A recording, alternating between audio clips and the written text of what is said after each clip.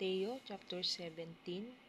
At pagkaraan ng 6 na araw ay sinama ni Jesus si Pedro at si Santiago at si Juan na kapatid niya at sila'y dinalang bukod sa isang mataas na bundok.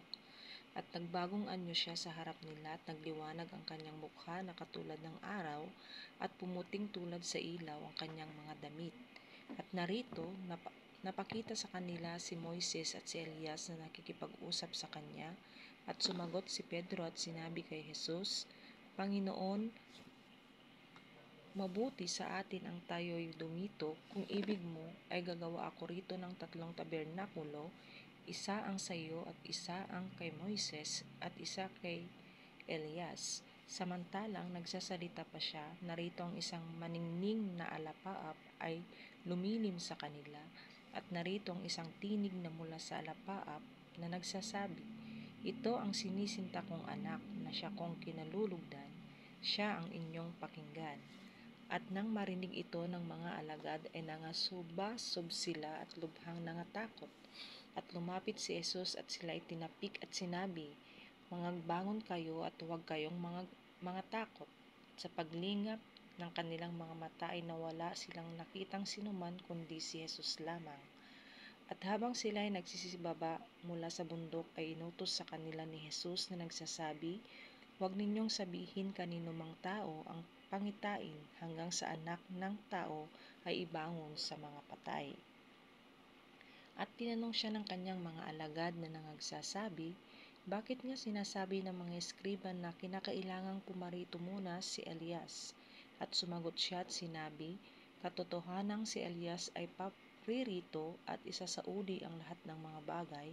Datapwat sinasabi ko sa inyo na naparito na si Elias at hindi nila siya nakilala.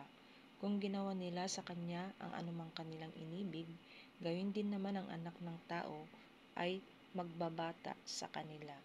Nang magkagayoy na pag-unawa ng mga alagad na si Juan Bautista ang kanila'y sinasabi niya, at pagdating nila sa karamihan ay lumapit sa kanyang isang lalaki na sa kanya'y lumuhod at nagsasabi, Panginoon, mahabag ka sa aking anak na lalaki, sapagkat siya'y himatayin at lubhang naghihirap, sapagkat madalas na siya'y nagsusugba sa apoy at madalas sa tubig.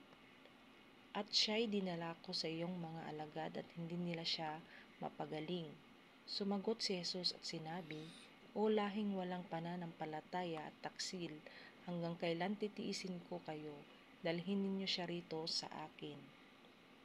At pinagwikaan siya ni Jesus at ang demonyo ay lumabas sa kanya at ang batay gumaling mula ng oras din yaon.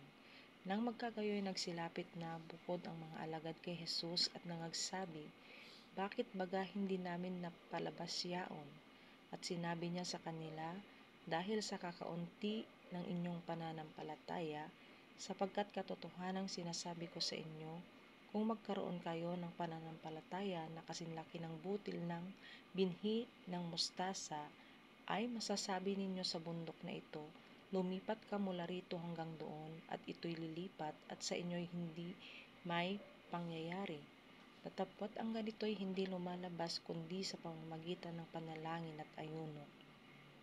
At samantalang sila'y kahimpil sa Galilea, ay sinabi sa kanila ni Jesus, ang anak ng tao ay ibibigay sa mga kamay ng mga tao at siya'y papatayin nila at sa 3 araw ay siya'y muling ibabangon at sila'y lubhang nangamanglaw.